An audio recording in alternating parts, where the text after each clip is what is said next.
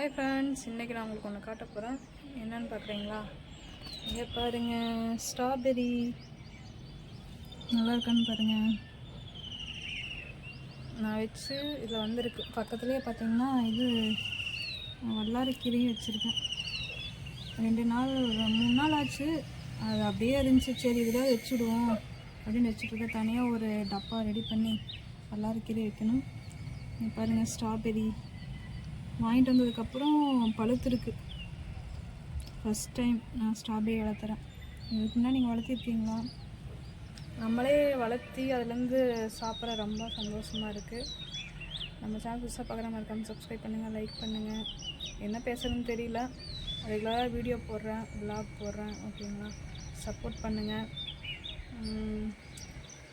வேறு வீட்டில் என்ன செடி இருக்குன்னு கமெண்ட் பண்ணுங்கள். எல்லாம் சாப்பிட்டீங்களா? நம்ம ஸ்ட்ராபெரி பிடிச்ச ஆடியோ லைக் போட்டுருங்க.